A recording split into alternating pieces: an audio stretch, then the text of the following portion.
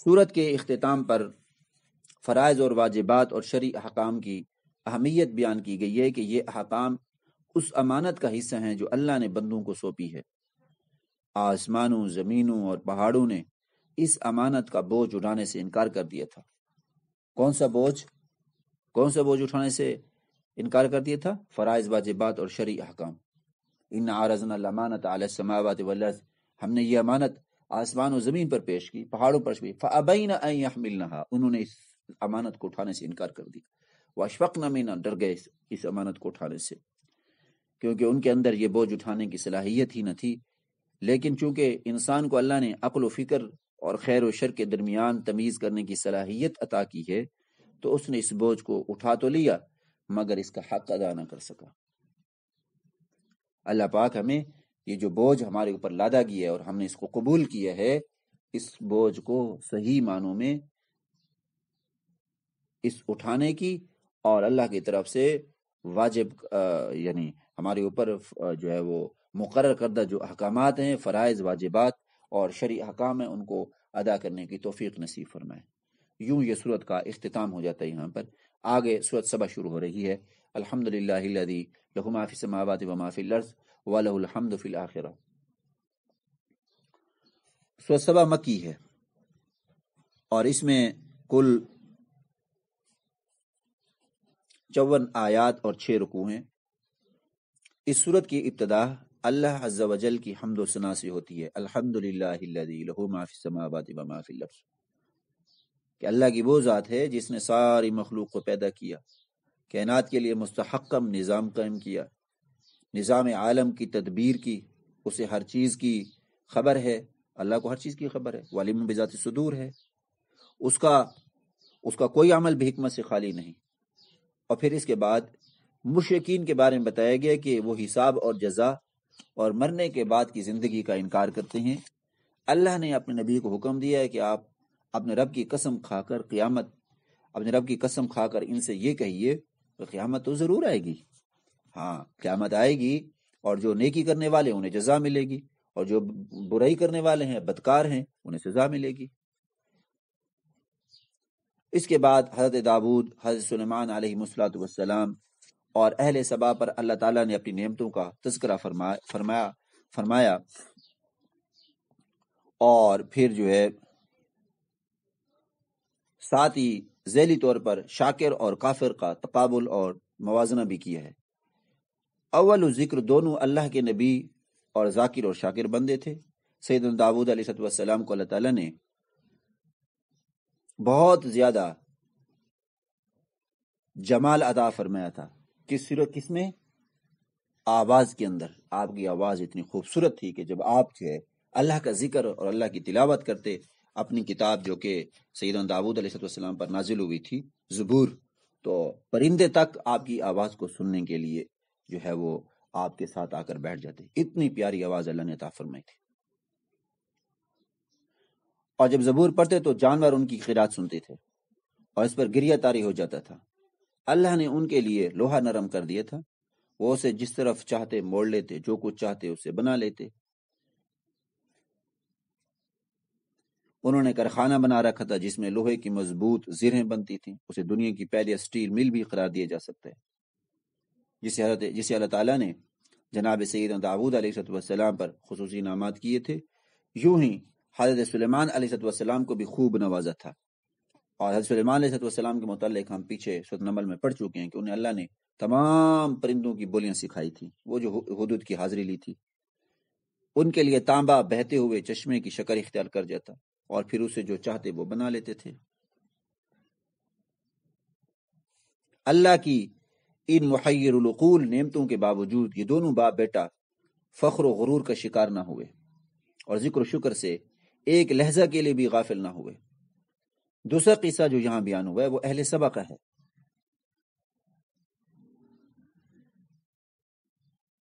اہل سبا، لقد کان لسبأ فی مسکنہم آیۃ جنتان عن یمین و شمال۔ اگر اہل شکر اور اہل ایمان کے لیے پہلا قصہ اگر اہل شکر اور اہل ایمان کے لیے روشن مینار ہے، تو دوسرا قصہ کفر کرنے والوں اور نافرمانی کرنے والوں کے لیے تاریکی جھلکی ہے۔ اہل سبق اور رزق کی فراوانی حاصل تھی، آب و ہوا، زرخیز زمین، پھلدار درخت جیسے نعمتیں عطا کی تھیں اللہ نے، طویل مسافت تک باغات ہی چلے جاتے تھے، گرمی نہیں ہوتی تھی، دھوپ نہیں ستاتی تھی، بھوک پریشان نہیں کرتی تھی، پانی ذخیرہ کرنے کے لیے ایک ڈیم بھی تھا جسے سد معارب کے نام سے یاد کیا جاتا ہے۔ فارسلنا علیہم سیل العرم وبدلناہم بجنتیہم، لیکن انہوں نے ان نعمتوں کا شکریہ ادا نہیں کیا بلکہ ناشکری پر اترے، پھر وہی ہوا جو ہر ناشکری قوم کے ساتھ ہوتا ہے۔ لئن شکرتم لازیدنکم ولئن کفرتم ان عذابی لشدید۔ بند ٹوٹ کر آزاد کی صورت اختیار کر گیا اور اس کے پانی نے تباہی مچا دی، باغات اور بستیاں خس و خاشاک بن کر بہہ گئی، جہاں پھل اور پھول تھے وہاں جھاڑ چھنکار کے سوا کچھ بھی نہ بچا، ساری کی ساری چیزیں ختم ہو گئی، اور اہل سبا کا ذکر صرف دستانوں میں رہ گیا۔ اس صورت میں مسلسل مشرقین کے عقائد و نظریات کی عقلی اور نقلی دلائل سے تردید اور توہین ہے۔ کبھی ان سے یہ کہا گیا ہے کہ بلاؤ ان کو جنہیں تم اللہ کی سوا حاجت روا اور مشکل کشا سمجھتے ہو، قل ادعوا الذین زعمتم من دون اللہ لا یملکون مثقال ذرۃ فی السماوات ولا فی الارض وما لهم فیہما من شرک وما له منهم من ظہیر۔ کبھی تلقین کے اسلوب میں ان سے سوال کرنے کا حکم دیا گیا کہ بتاؤ تمہیں آسمانوں اور زمینوں سے کون رزق دیتا ہے؟ قل من یرزقکم من السماء والارض۔ کبھی یہ سوال کیا گیا کہ جنہیں تم اللہ کے سوا اللہ کے ساتھ عبادت میں شریک سمجھتے ہو، ذرا انہیں سامنے تو لاؤ تاکہ میں دیکھوں ان کے اندر کون سی ایسی صفت پائی جاتی ہے کہ جس کی وجہ سے وہ عبادت کے مستحق بن گئے اور تم لوگ ان کی عبادت کرتے ہو۔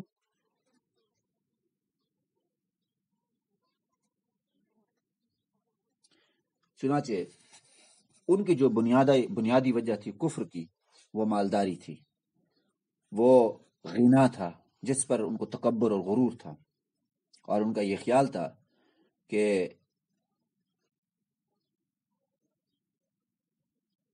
جس طرح دنیا کے اندر جو مالدار ہوتا ہے اگر اس پر کوئی تکلیف ہے تو اپنے مال کے عوض میں وہ اپنی تکلیف کو دور کر لیتا ہے، ایسی آخرت کے اندر بھی اگر عذاب آئے گا تو ہم اپنے مال کے عوض میں تکلیف کو دور کر لیں گے۔ قرآن کے الفاظ میں وہ کہتے تھے ہم اموال اور اولاد کے اعتبار سے تم سے زیادہ ہیں، وما اموالکم ولا اولادکم باللتی تقربکم عندنا زلفی۔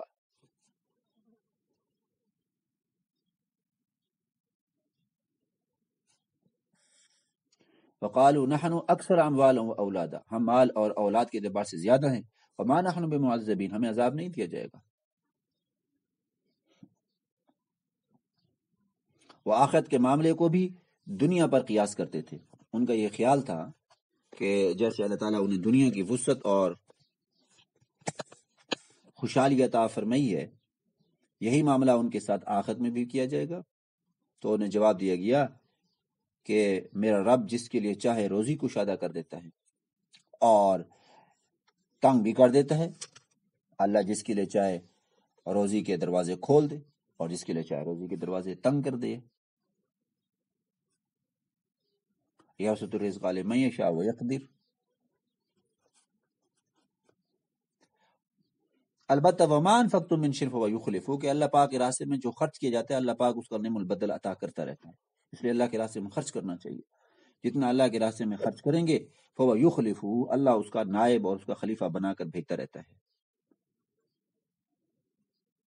آج ہمارے اندر یہ صفات کیوں نہیں ہے؟ اس لیے کہ ہم اللہ کے راستے میں خرچ نہیں کرتے، اور جتنا اللہ کے راستے میں خرچ کریں گے اتنا ہی زیادہ ہمیں ثواب ملے گا۔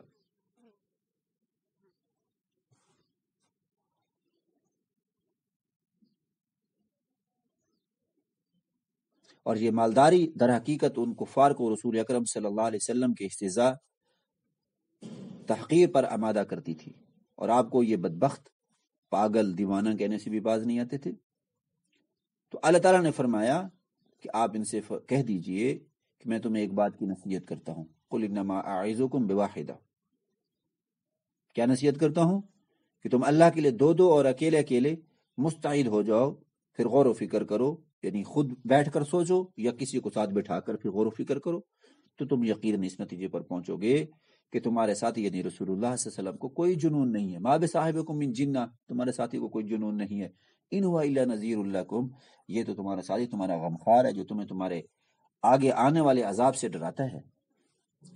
آخری آیت میں بتایا گیا کہ وہ آخرت میں ایمان قبول کرنا چاہیں گے لیکن ان کی چاہت اور ان کے درمیان پردہ حائل کر دیا جائے گا، چنانچہ وہ ایمان سے محروم ہی رہیں گے. وحیل بینہم وبین ما یشتہون کما فعل باشیاع من قبل انہم کانوا فی شک مریب. اللہ رب العزت ہمیں نبی کریم صلی اللہ علیہ وسلم کا پڑوس نصیب فرمائے، آپ صلی اللہ علیہ وسلم کی شفاعت نصیب فرمائے اور وہ اعمال کرنے کی توفیق عطا فرمائے جس پر اللہ کی رحمت ہوتی ہے اور نبی کی سنت جس میں زندہ ہو جائے. یہاں سورۃ سبا کا اختتام ہو جاتا ہے اور آگے سورۃ فاطر شروع ہو رہی ہے. الحمدللہ فاطر السماوات والارض جاعل الملائکۃ رسلا اولی اجنحۃ مثنی. سورۃ فاطر مکی ہے اور اس میں 45 آیات اور 5 رکوع ہیں.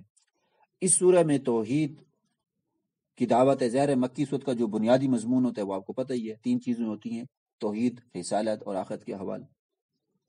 تو وہی کہ یہاں توحید کی دعوت ہے، توحید کے وجود پر دلائل کا ذکر ہے، شرکی بنیادوں کا انہدام اور دین حق پر قائم رہنے کی تاکید ہے. اس صورت کی ابتدا میں اللہ رب العزت کا ذکر ہے جس نے عالم کون و مکان کو، انسانوں، فرشتوں اور جنات کو پیدا کیا. فاطر السماوات والارض جاعل الملائکۃ رسلا اولی اجنحۃ مثنی. انسانی نظروں کو ان تکوینی آیات کی طرف متوجہ کیا گیا جو اس کتاب جہاں کے ہر فرق پر پھیلی ہوئی ہیں. مرنے کے بعد کی زندگی پر ایسی حسی اور بدیہی دلائل ذکر کیے گئے ہیں جو ہر شہری اور دیہاتی کی سمجھ میں آ سکتے ہیں، کوئی بھی انسان سمجھ سکتا ہے. بتایا گیا ہے کہ وہ اللہ بارش سے مردہ زمین کو زندہ کرتا ہے، کیسے بنجر زمین ہوتی ہے اللہ اس کو آباد کر دیتا ہے. شب و روز کو یکے بعد دیگرے لاتا ہے، رات آتی ہے دن آتا ہے، دن آتا ہے رات آتی ہے. سورج، چاند، ستارے، ہوا، فضا، خلا جو انسان کو تخلیق کے مختلف مراحل سے گزارتا ہے وہ مردہ انسان کو بھی دوبارہ زندہ کر سکتا ہے اور سزا جزا ہوگی جس کا یہ کافر انکار کرتے ہیں. یہ صورت ایمان اور ہدایت، کفر اور ضلالت کے درمیان بھی اسی مثالوں کے ذریعے فرق کرتی ہے. یہ صورت بتاتی ہے کہ جس طرح نابینا اور بینا، زندہ اور مردہ، ظلمت اور نور، دھوپ اور چھاؤں برابر نہیں ہو سکتے، ایسے ہی مومن اور کافر بھی برابر نہیں ہو سکتے. وما يستوي الأعمى والبصير ولا الظلمات ولا النور ولا الذل ولا الحرور وما يستوي الأحياء ولا الأموات إن الله يسمع من يشاء وما أنت بمسمع من في القبور إن أنت إلا نذير. اس کے بعد اللہ رب العزت نے دوبارہ وحدانیت اور قدرت کے دلائل سے یہ صورت میں ذکر کر دیا، ان کو قدرت کے دلائل کو ذکر کر دیا. اور وہ کیا ذکر کر دیا؟ الم تر ان اللہ انزل من السماء ماء، دیکھو اللہ نے کیسے آسمان سے بارش کو برسائی. فاخرجنا به ثمرات مختلفا الوانها، اس سے پھلوں کو نکالا جن کے رنگ مختلف ہیں. ومن الجبال جدد بیض، یہ دیکھو بڑے بڑے پہاڑ ہیں، کوئی سیاہ پہاڑ ہے، کوئی سفید پہاڑ ہے، کوئی لمبا پہاڑ ہے، کوئی چھوٹا پہاڑ ہے، کوئی سرخ ہے، کوئی کیسے ہے. زبانوں اور مزاجوں والے انسانوں اور ہزاروں قسموں کے پرندوں، مچھلیوں اور حشرات اور چوپایوں میں دیکھیں کیسے اللہ نے ان کو پیدا کر دیا. اس میں قدرت کی بے شمار نشانیاں موجود ہیں، لیکن ان نشانیوں کو دیکھ کر صرف انہی کے دل میں خشیت پیدا ہوتی ہے جو علم رکھتے ہیں. انما یخشی اللہ من عبادہ العلماء، اللہ سے ڈرنے والے صرف وہ لوگ ہیں جو اللہ کے نیک بندے اور ایمان والے ہیں.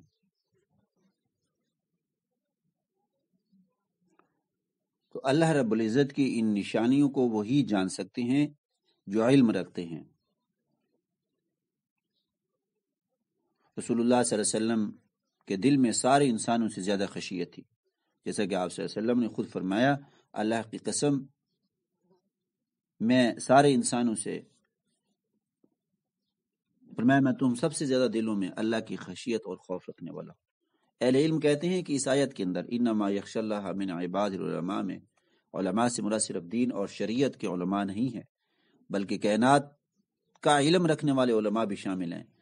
جو طب جاننے والی ہیں، فلکیات، نباتات، فضا، ارضیات کا علم رکھنے والے بھی اس میں آ جاتے ہیں، کیونکہ وہ بھی جب صحیح نہج پر کائنات کے اسرار پر نظر ڈالتے ہیں تو یہ نظر انہیں اللہ تعالیٰ کی وحدانیت اور قدرت کے اعتراف پر مجبور کر دیتی ہے۔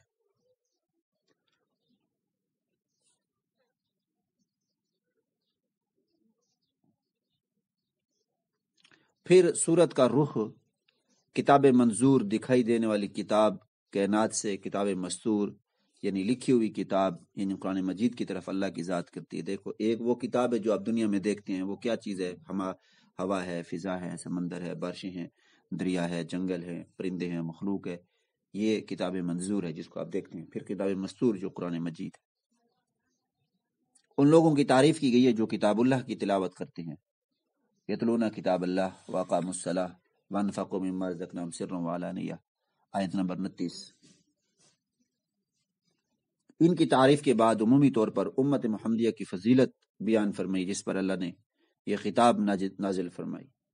لیکن نزول قرآن کے بعد یہ امت 3 گروہوں میں تقسیم ہو گئی۔ کون سے 3 گروہ؟ نمبر 1 ظالم، فمنہم ظالم لنفسہ ثم اورثنا الکتاب الذین اصطفینا من عبادنا فمنہم ظالم لنفسہ۔ پہلا گروہ ظالم، یہ وہ گناہگار مسلمان ہیں جن کے گناہ ان کی نیکیوں سے زیادہ ہیں۔ نمبر 2 فمنہم مقتصد، یعنی میانہ روی اختیار کرنے والا گروہ جن کی حسنات یعنی نیکیاں اور برائیاں برابر ہیں۔ اور نمبر 3 سابقون بالخیرات، یعنی وہ سچے مومن جو اطاعت اور عبادت میں دوسروں سے سبقت لے گئے، آگے بڑھ گئے۔ لیکن ان تینوں کا آخری اور دائمی ٹھکانہ بہرحال جنت ہی ہے۔ گویا آخرت میں سارے کے سارے جنت میں ہی جائیں گے۔ سورت کے اختتام پر اللہ تعالیٰ کے حلم اور بردباری کا ذکر ہے۔ وہ گناہوں پر نقدی اور فوری سزا نہیں دیتا۔ اگر ایسا ہو تو زمین پر انسان کو یہ حیوان اور چرند پرند بھی زندہ نہ رہ سکتا۔ اس نے جزا اور سزا کے لیے ایک وقت متعین کر رکھا ہے۔ وَلَا يُؤَاخِذُ اللَّهُ النَّاسَ بِمَا سَرَقُوا مَا تَرَكَ عَلَىٰ ظَهْرِهَا مِن دَابَّةٍ وَلَٰكِن يُؤَخِّرُهُمْ إِلَىٰ أَجَلٍ مُّسَمًّى، ایک وقت مقرر ہے، اور جب وہ وقت آ جائے گا تو پھر کامل عدل کا نظام حرکت میں آئے گا، اور پھر ذرہ ذرہ کا حساب ہوگا اور ذرہ ذرہ کا جزا اور سزا دی جائے گی۔ اللہ رب العزت قیامت کے دن ہمیں شرمندگی اور رسوائی سے محفوظ فرمائے۔ آگے سورۃ یاسین کا تذکرہ ہوتا ہے۔ سورۃ یاسین شروع ہوتی ہے۔ سورۃ یاسین مکی ہے، وہی بنیادی مضمون ہے اس میں 33 آیات ہیں اور 5 رکوع ہیں۔ ہمارے مسلمان بھائی اس سورت کو جان کنی کے آسانی کے لیے تو پڑھتے ہیں، لیکن اس پر عمل کرنے والے کم ہیں۔ بھائی یہ صرف تھوڑی ہے کہ بھائی کسی پر جب اس کی روح نکل رہے تو اس وقت پڑھو، اچھی بات ہے، اس وقت بھی پڑھنی چاہیے، لیکن اصل تو یہ ہے کہ اس کو جو ہے وہ زندگی کے اندر معمول بنا لینا چاہیے۔ یہ قرآن کا دل ہے، اس کو پڑھنا چاہیے۔ اس کو اس وقت کی ابتدا میں رسول اللہ صلی اللہ علیہ وسلم کی رسالت کی سچائی پر قرآن کی قسم کھائی ہے۔ یاسین والقرآن الحکیم، قسم ہے قرآن حکیم کی، انک لمن المرسلین، بلا شبہ آپ رسولوں میں سے ہیں، سیدھے راستے پر ہیں۔ پھر ان کفار قریش کا تذکرہ ہے جو کفر و ضلالت میں بہت آگے نکل گئے تھے، اور اسی کی وجہ سے وہ اللہ کے عذاب کے مستحق ہو گئے۔ اور پھر اس کے بعد اس بستی والوں کا ذکر ہے جنہوں نے یکے بعد دیگرے اللہ کے 3 انبیاء کو جھٹلایا، اور انہی میں سے ایک حق پرست اور ناصح انہیں سمجھانے کے لیے ان کے پاس گیا تو انہوں نے اسے شہید کر دیا۔ وجاء رجل من اقصى المدینۃ یسعی، اور اس کی گفتگو کا انشاءاللہ آئندہ جو آگے جو حصہ ہے کہ اس کو کیسے شہید کیا اور اس نے کیا کہا، وہ انشاءاللہ ہم کل 23 پارے کے شروع میں پڑھیں گے۔ یہاں سورت کا اختتام ہو جاتا ہے، پارے کا اختتام ہو جاتا ہے، سورت کا حصہ باقی ہے، واقعہ بھی باقی ہے، وہ انشاءاللہ ہم کل پڑھیں گے۔ اللہ رب العزت ہمیں جو پڑھا ہے ہم نے اس پر عمل کرنے کی توفیق عطا فرمائے، قرآن مجید سے کما حقہ مستفید ہونے کی، اور اس کے انوار و برکات سے ہمیں فائدہ اٹھانے کی توفیق عطا فرمائے، ہماری زندگی کے اندر انقلاب لائے، اور ہمیں اپنے رسول اللہ صلی اللہ علیہ وسلم کے سنتوں پر عمل کرنے کی توفیق عطا فرمائے۔ وآخر دعوانا ان الحمد للہ رب العالمین۔